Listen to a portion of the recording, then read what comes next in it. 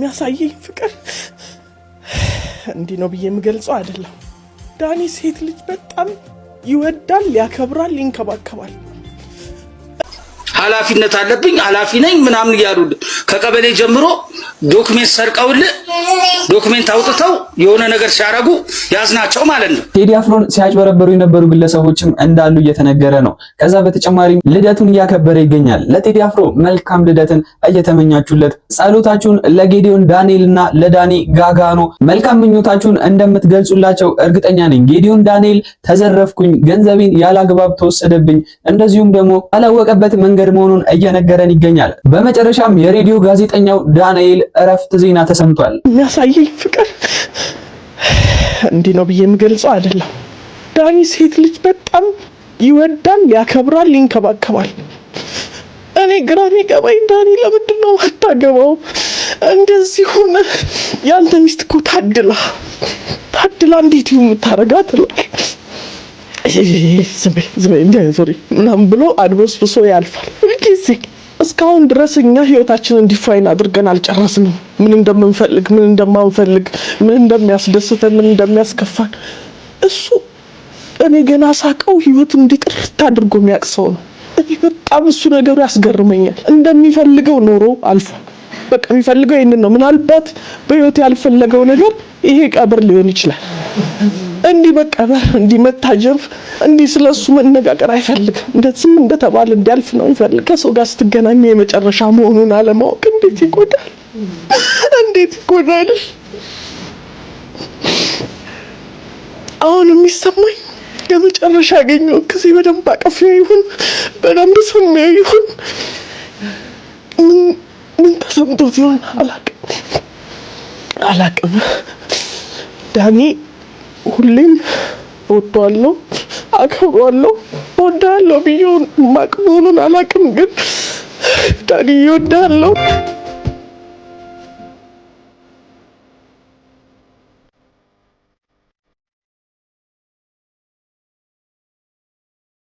ቲክቶከሩ አዶናይ ለአርቲስቶች መኪና፣ ቤት፣ ገንዘብ ማሰጠት ወይም ደግሞ ማስገኘት ከጀመረ በኋላ ብዙ አርቲስቶች ወደ ሶሻል ሚዲያው ብቅ እያሉ ይገኛሉ። ታዲያ ብዙዎቹ ቸገረን፣ አመመን እያሉ ነው የሚገኙት።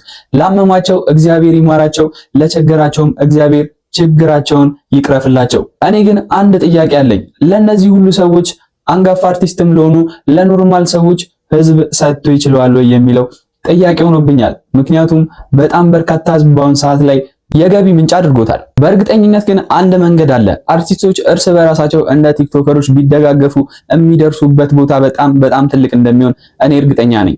እስኪ እነዚህን ቲክቶከሮችን እንመልከታቸው፣ እንዴት እርስ በራሳቸው ተደጋግፈው ሰውም እንደሚደግፉ።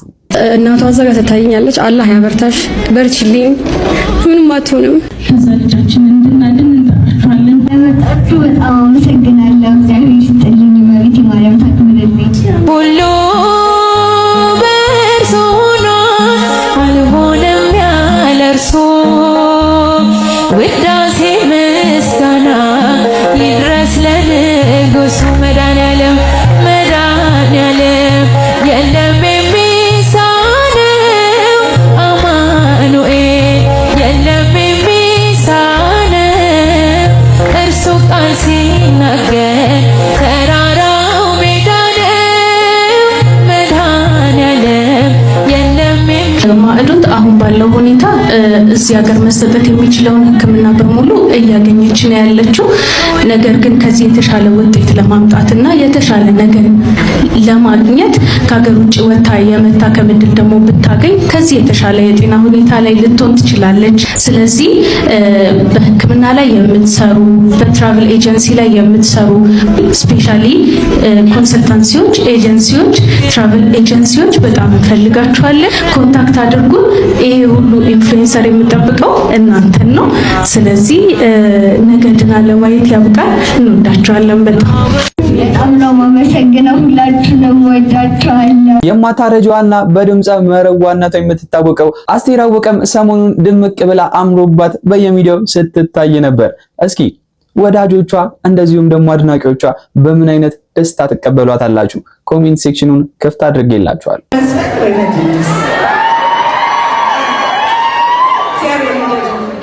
ይስጣችሁ። ሀገራችንን ሰላም ያደርግልን፣ ፍቅራችንን ያብዛልን፣ ያለንበት ፈጣሪ ድረስልን፣ ሰላሙን ያውርድልን። አመሰግናለሁ።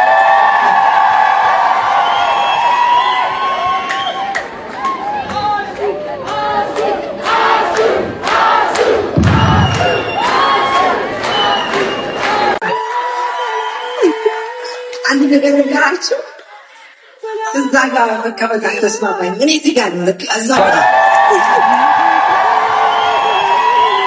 ገባኝ። እግዚአብሔር ይረድልኝ። ብዙ እንደሚሆን ይነግራችሁ። አንጋፋው ቴዎድሮስ ታደሰ በወንድሙ ምክንያት በደረሰን መረጃ ታሞ እንዳለ እንደዚሁም ሕክምናውን እየተከታተለ መሆኑን ተመልክተናል። ታዲያ በአንድ ወቅት ቴዎድሮስ ታደሰ ምን ያስደስታል፣ በምን አይነት ኢንቫይሮንመንት ላይ ደስተኛ ትሆናለህ ተብሎ ሲጠይቅ የመለሰውን ምላሽ ይዤላችሁ ቀርቤያለሁ። እኔን የሚያዝናናኝ ብዙ ጊዜ መግባባት እንጂ አለመግባባት የሚታይበት አካባቢ መሄድ አልፈልግም። በተለይ ደግሞ ሰዎች የማይተዛዘኑበት አካባቢ መሄድ አልፈልግም። እኔን የሚያዝናናኝ እንዳልኩ ለስለስ ያለ ሙዚቃ፣ ለስለስ ያለ ንግግር፣ ቅን ሀሳብ። የዚህም ቪዲዮ አስገራሚ የሆነ ኢሜጅ ላሳያችሁ ነው፣ ወይም ደግሞ ተንቀሳቃሽ ምስል። ይሄም እንግዲህ ጅብ ስጋና ወተት ቀርቦለት ወተትን እንደሚመርጥ ታውቃላችሁ። እንመልከተው። ከጀርቤ እንደምትመለከቱት ጅብ እንግዲህ እዚህ ጋር ስጋ አለ፣ ሁልጊዜም የሚመገበው ምግብ፣ እዚህ ጋር ወተት አለ፣ ወተቱን እየመረጠ ይገኛል። ትንሽ እኔ አደናግሮኛል። እናንተስ ኮሜንት ሴክሽን ላይ ሐሳባችሁን ንገሩኝ። ሲያስጠላ ላሶስ ራሱ በቃ እያጠጣው አይደል መሬት ተደፋው ነው እንዳለ። ደስ በሚል ሁኔታ ግን እንደዚህ የጅብን አፍ በወተት ሲያርሱ የነበሩ እጆች በአሁኑ ሰዓት ላይ ለሰውም ደራሽ እየሆኑ ይገኛሉ። ለተማሪ ካሊድ ትልቅ የሚባል ስጦታን ይዘው መጥተዋል። ተማሪ ካሊድን ሁላችንም እንደምናስታውሰው እናቱ በሞት አርፋበት ሚኒስትሪ ሊፈተን ሄደው ሕፃን ልጅ ማለት ነው። እስኪ እንመልከተው። ለሰው ደስታ የሚያስደስታችሁ ካሊድን እንኳን ፈጣሪ ረዳ በሉት። የእናቱን አስክሬን ቤት አስቀምጦ የስምንተኛ ክፍል ፈተና የተፈተነው ተማሪ ካሊድ የበርካቶችን ልብ ነክቶም ነበረም። ታዲያ ለሶሻል ሚዲያ ምስጋና ይግባውናም ለተማሪ ካሊድ የመኖሪያ ቤት ሊገነባለት እንደሆነ ተነግሯል።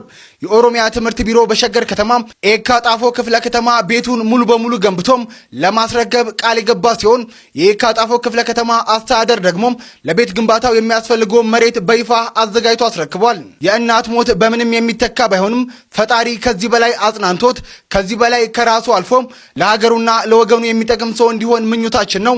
ሁላችሁም ፎሎ ማድረግ አዳዲስ መረጃዎችን ያገኙም።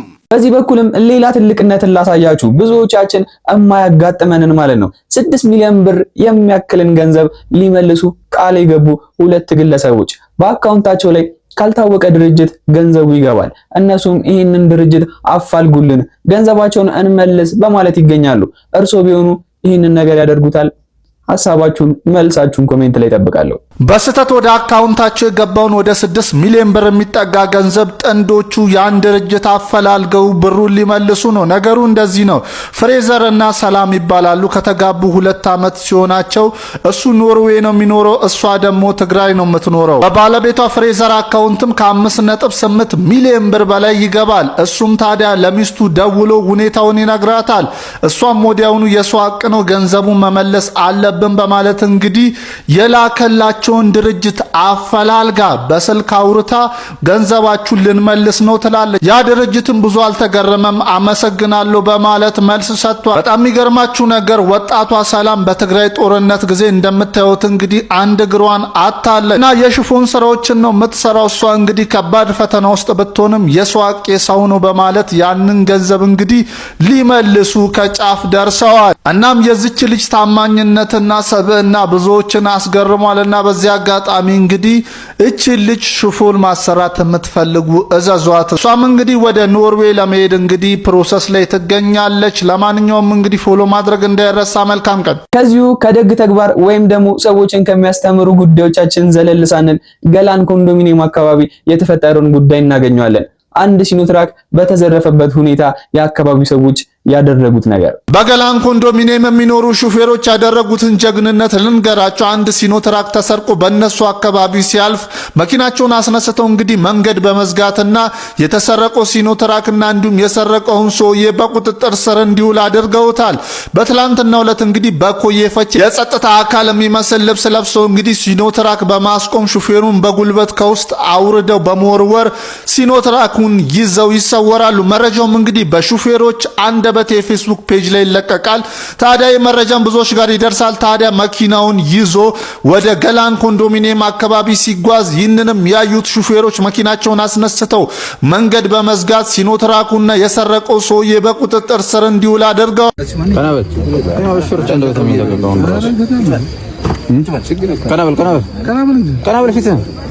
ከናብል ምን ያስፈራ?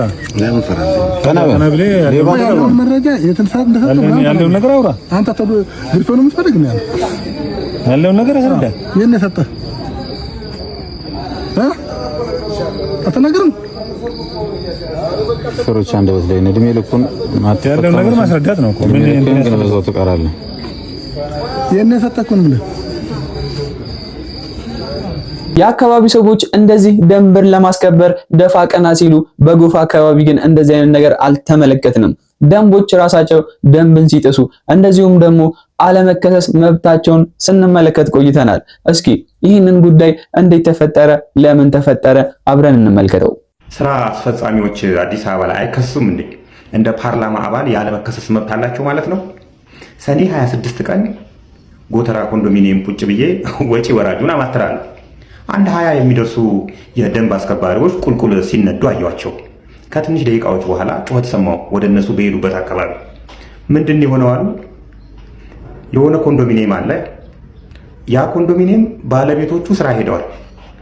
እነዛ የደንብ አስከባሪ የተባሉ ሰዎች ገንጥለው መኪና ይዘው መጥተው እየጫኑ ማን ያዛችሁ? ስራ አስፈጻሚ ያዘ። በዚህ መካከል ባለቤቱ ይምጣ፣ ስራ ነው ያለው። ባለቤቱ ሲመጣ ትጭናላችሁ በሚሉ ጎረቤቶችና እንደዚህ ደንብ አስከባሪዎች መካከል የተፈጠረ ግርግር ነው።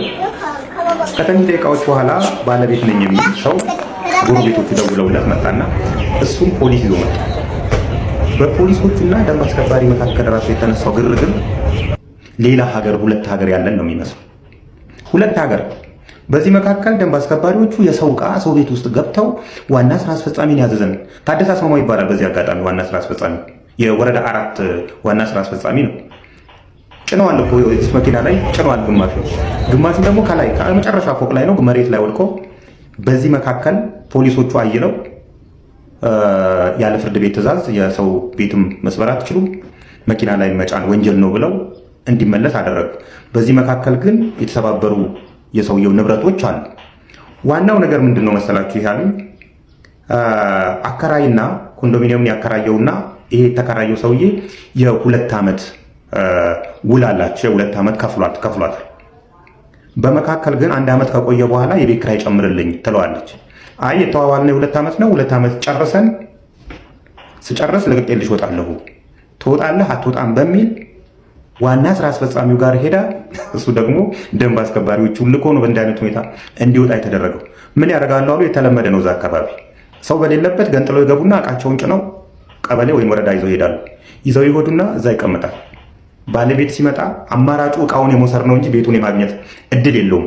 ቢኮዝ ወረዳ ላይ እቃው እያለ ሌላ ሰው አከራይቶ ያስገቡበታል።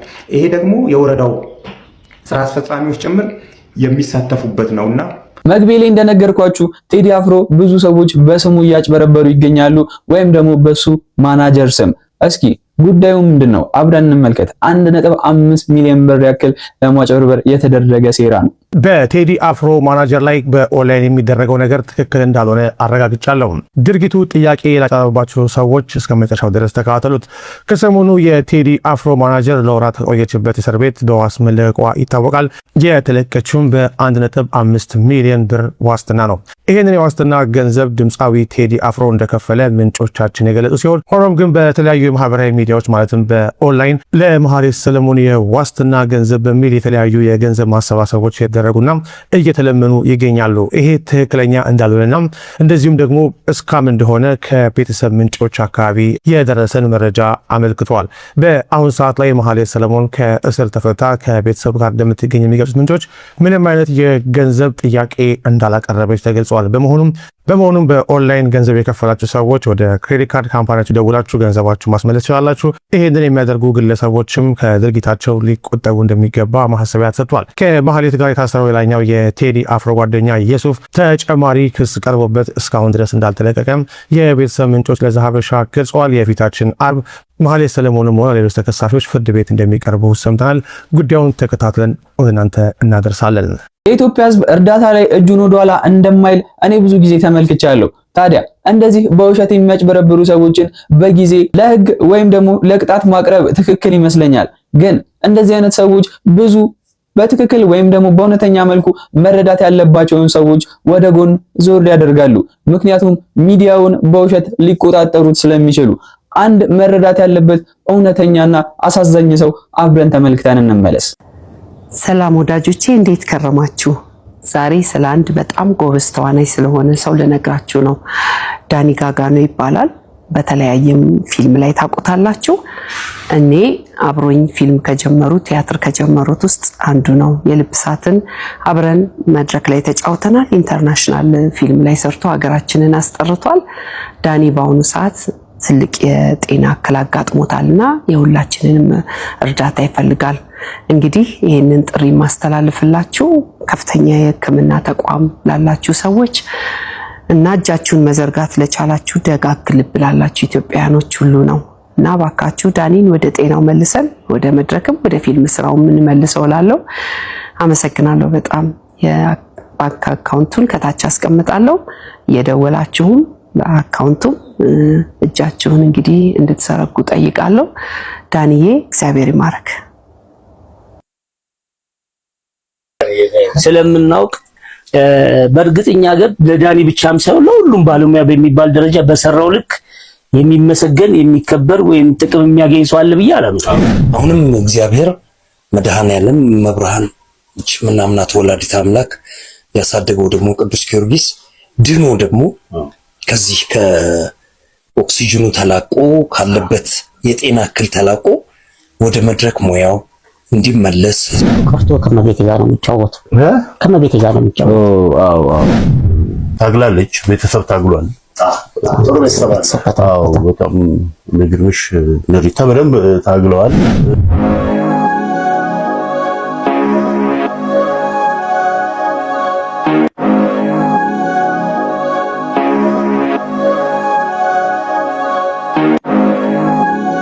በመጨረሻም ጌዲዮን ታዋቂው አንጋፋው ብዙ ዘፈኖቹን የምንወድለት የዘጠናዎቹ ምርጥ ዘፋኝ እንግዲህ እናገኘዋለን። እሱም ተዘረፍኩ እንዳለ አስቀድሜ ነግሬያችኋለሁ። እስኪ ቪዲዮን እንመልከተው። ሞት አይቀርም እኮ ሞት ይቀራል እንዴ? ልሰድድ ልሞትድ የሆነ ገንዘብ ወስደውብኝ ነው። የሆነ ገንዘብ ከስልኬ ላይ ብዙ ብር እንደዚህ ነው አልላችሁም። እና እዚህ ጋር ይጽፍልኛል። ገብቷል። ኃላፊነት አለብኝ ኃላፊ ነኝ ምናምን እያሉ ከቀበሌ ጀምሮ ዶክሜንት ሰርቀውልህ ዶክሜንት አውጥተው የሆነ ነገር ሲያረጉ ያዝናቸው ማለት ነው። ገብቷል። እዚህ ጋር የሆነ ነገር ቢያርብ ወይ የሆነ ነገር እንትን ላይ ልትወጣ ነው እንዴ? ሚዲያ ላይ ወጥተን መለመኛ ነን እንዴ? ያለንን በስርዓቱ ካልተጠቀምንበት እንደገና ደግሞ ተለምኖ ነው እንደምንቀበረው። ሬሳ ሳጥን መግዣ እገሌ እኮ ታሟል፣ እገሌ እኮ እንደዚህ ሆኗል ተብሎ እንዴ በጣም ይከብዳል። ጥሩ አይደለም፣ ነውር ነው እንዴ። ምን አባ ነው ያልከው? ጫት ቤታ አንተ ደብተራ ዝም አትልም?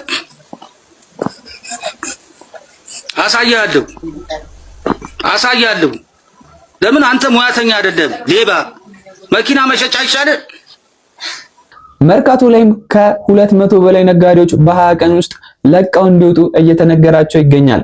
እስኪ ይህ መረጃ ለምን እንዴት የ50 ዓመታት ታሪክ በመርካቶ በ20 ቀናት ውስጥ ብቻ ሊፈርስ ነው። የመርካቶ ነጋዴዎች ችግር ውስጥ ገብተዋል። በአዲስ አበባ ከተማ እምብርት መርካቶ ጣና የገበያ ማዕከል ፊት ለፊት የሚገኙ ከ200 በላይ ነጋዴዎች በ20 ቀናት ውስጥ ንብረታቸውን ጠቅልለው የንግድ ቤቶቻቸውን እንዲያስረክቡ ጥብቅ ማስጠንቀቂያ ደርሷቸዋል። ምክንያቱ ደግሞ የአዲስ አበባ ከተማ አስተዳደር እያካሄድኩ ነው ባለው የኮሪደር ልማት ስራ።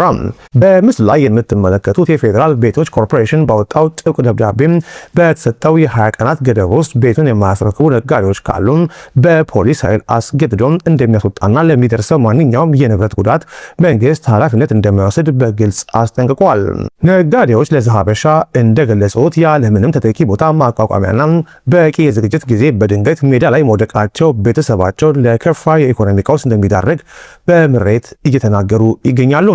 በሺዎች የሚቆጠሩ ዜጎች የዕለት ጉርስ በሚያገኙበት በዚህ ስፍራ የተወሰነው ይሄው ውሳኔ የአስተዳደሩን የፖሊሲ ክፍተት ያሳያል የሚል ከፍተኛ ትችት እያስነሳም ይገኛል። የከተማ ልማት ከዜጎች ህልውና ጋር መጋጨት አለበት ወይ? አስተያየታችሁን ኮሜንት ላይ እንጠብቃለን። ላይቭ ላይም በመሳሳማቸው ምክንያት በአደባባይ የተገረፉ 2 ወጣቶች እስኪ እኔ አሪፍ ዜና ነው ብዬ ለኢትዮጵያ ቲክቶክ የሚጠቅም ዜና ነው ብዬ አስባለሁ። እንመልከተው። ላይቭ ላይ መሳሳም ያመጣው ጣጣ በአደባባይ በህዝብ ፊት እንዲገረፉ አድርጓቸዋል። በምስሉ ላይ የምትመለከቷቸው ኢንዶኔዥያዊ ወጣቶችም እንግዲህ በኢንዶኔዥያ ውስጥ አቼ በተባለ ግዛት ውስጥ የእስልምና ሸሪያ ጥሰዋል በማለት በቲክቶክ ላይቭ ላይ ማለት ነው መሳሳማቸውን ተከትሎ የ100 ጅራፍ ግርፋት ተፈርዶባቸዋል። ይህም ግርፋት እንግዲህ ተግባራዊ በሚሆንበት ሰዓት በርካታ ሰዎችን ያነጋገረ እንዲሁም ደግሞ ትኩረት የተሰጠው ጉዳይ በመሆኑ ምክንያት የ100 ጅራፍ ግርፋቱ ወደ 21 ጅራፍ ግርፋት ማለት ነው ዝቅ ተደርጎላቸው እንደምትመለከቱት በቪዲዮ እንዲሁም ደግሞ ሰዎች እያዩዋቸው በቀጥታ ስርጭት መገረፋቸውን እየተነገረ የሚገኘው በምትመለከቱት መልኩም እንግዲህ የ25 ዓመት ሴት እንዲሁም ደግሞ የ22 ዓመት ወንድ በምትመለከቱት መልኩ በቀጥታ ስርጭት ማለት ነው ሰው እያያቸው ግርፋታቸውን ተቀብለዋል። እነሱም ብቻ አይደለም ባለትዳሮችን ጨምሮ የተለያዩ ሰዎች በላይቭ ቀጥታ ስርጭት ላይ የእስልምናውን ሸሪያ ህግ ጥሰዋል በማለት ማለት ነው በርካታ ሰዎች መገረፋቸውን መረጃዎች እየወጡ የሚገኙት በኢንዶኔዥያ በተለይም ደግሞ የእስልምና እምነት ተከታዮች ዘንድ ማለት ነው በቀጥታ ስርጭትም ሆነ በሰዎች በተሰበሰቡበት አካባቢ ላይ መሳሳም ፈጽሞ የተከለከለ ነገር ቢሆንም እነዚህ ጥንዶች ግን በቀጥታ ስርጭት በመሳሳማቸው ምክንያት ነው ይህ ቅጣት የደረሰባቸው። እንዴት ተመለከታችሁት? እስኪ ሀሳባችሁን ኮሜንት ላይ አጋሩኝ። በሌሎች መረጃዎች በድጋሚ መልሳሌ ፕላስ ምልክቷን መጫናችሁን አትርሱ። መልካም ቆይታ ይሆንላችሁ። ሲከበር ሲመጣ በዓመቱ ደስ ይለኛል እኔ ሲደርስ ሰዓቱ በዚህ ቀን ነበር የተወለድኩት በዚች ምድር እኔ መጣሁት ማነው ያመጣሽ አልልም እኔ አማራለሁ ፍቅር አግኝቼ ለሚቀጥለው ምን እያረግሽ ነው ግን? ልደት እያከበርሽላቸው ነው አይደል? ልደት እያከበርኩላቸው ነው። ምን ነው ኬክም የለሽ ምንም የለም? ዳቦን በቃ በዚህ ነው የምታከብሪላቸው? ሰው አለው ነው ታዲያ ኬክ እስከምጠብቅ ድረስ ኬክ ይመጣል ታዲያ ኬክ ለኔ እንኳን ቀርቶ ለማንም አልደላም። ማውጣት ምን ሆነሽ ነው አንቺ ደግሞ? እና በቃ እንደዚህ ልታከብሪላቸው ነው? የማንኛው ልደት ነው ግን ለመሆኑ? የእሱ ነው። አይወልሽ አምና 5 አመቱ ነበረ። 5 አመቴን አክብሪልኝ ሲለኝ ሻወድኩት። አሁን 6ኛ አመቱ ነው። አሁን ደግሞ ከምሸውደውና ከምታው ብዬ እኮ በዚህቹ እንደ ነገሩ ላርግለት ብዬ ነው። አሁን በቃ አከበርሽ ታዲያ? በቃ አከበራችሁ? ሻማስ እሺ፣ ቆይ ሻማስ አስቀምጠሻል? ሻማ ማብሪያ ታዲያ ሻማው የት አለ? ልጅ አይደል ደስ እንዲለው ነው ታዲያ። ዝም ብዬ እኮ እንደ ነገሩ ነው ታዲያ። ምን ላድርግ እናቴ፣ ሲኖርሽ ነው እናቴ ሁሉ ነገር። ገንዘብ ካለ በሰማይ መንገድ አለ ይባላል፣ ካለለ ደግሞ በምድርም ይጠባል ይሉሻል። አባበኛ ምን ላድርገው እናቴ? ባይ ነይስች ነገር ጠጪ። ኧረ እኔ በቃ ይላልስ ጠጪ። እኔ አልጠጣም። እንደዚህ ያለ ጆሊ ጁስ ነው 15 ብር ነው አንዱ ብታይ፣ በጣም ቆንጆ ነው። ዳቦ ነገር ያዛርጋት አለ። እኔ በቃኝ ነው ድምጽ ጠግቤያለሁ። አይ በቃኝ።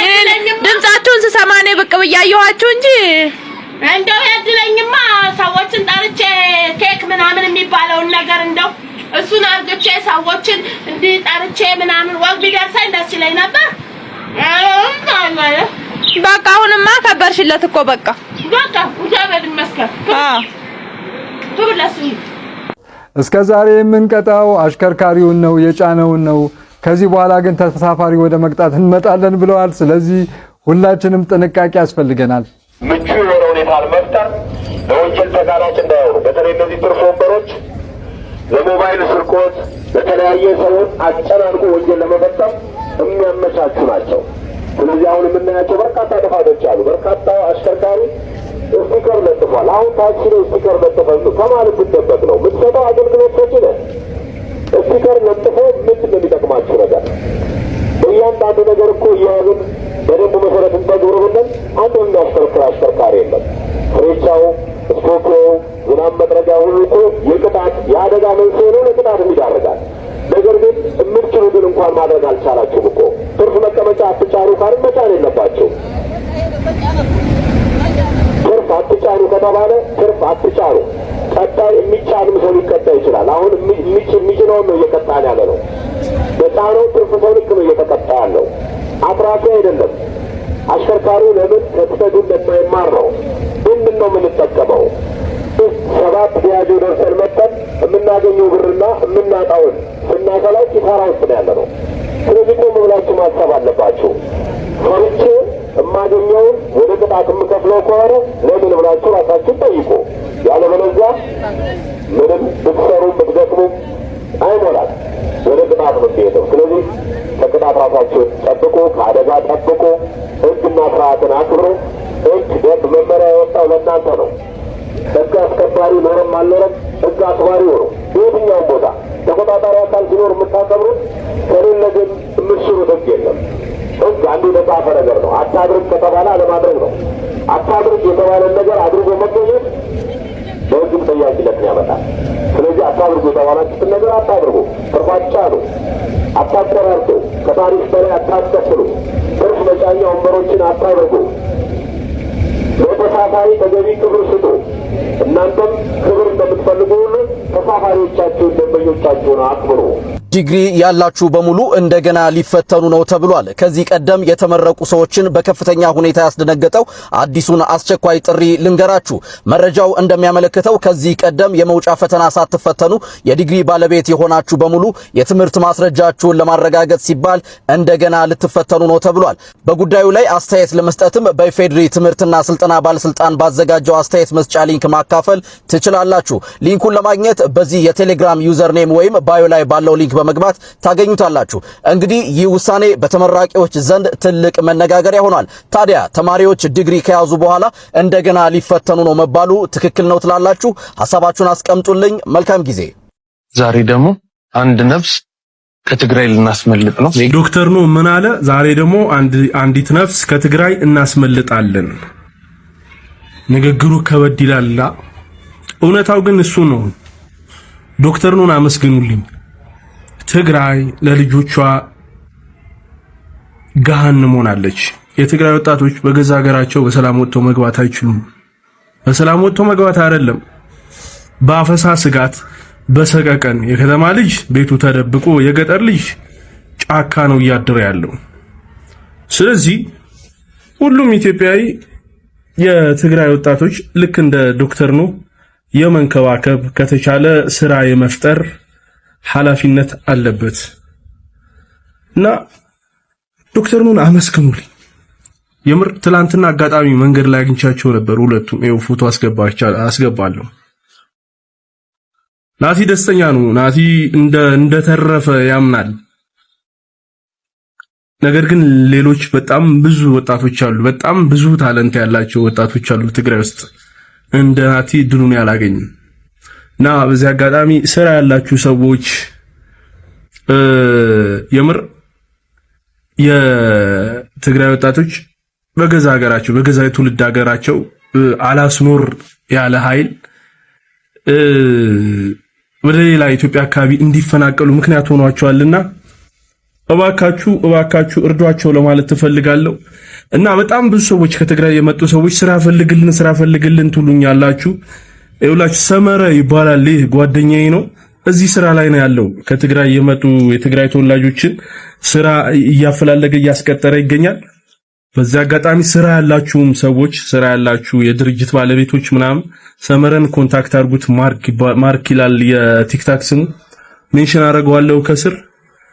አመሰግናለሁ። ሰላም ለትግራይ ህዝብ፣ ይመቻችሁ። እስቲ ጉድ ላሳያችሁ። አሁን እሱ የጉልት ነጋዴ ነው። 你好吗 Okay, thank you. ጉልት ነገር ነውና this is his car እሱ መኪናው እንደዚህ ፓርክ አድርጎ ነው ጉልት የሚሰራው አንሃው 지금 한하多少钱虽然已经太贵了太贵了当地特吃过太贵当地吃过 Hello 你好ያው እነሱም እዛ ጋር መኪና አላቸው መኪና ያለው የጉልት ነጋዴ ኢትዮጵያ መቼ ነው የሚኖረው በዛሬም ጂላችሁ የመጣቸው ቪዲዮዎች እነዚህ ነበሩ በቀጣይ ቪዲዮም እስከማገኛችሁ ድረስ ቸር ቆዩልኝ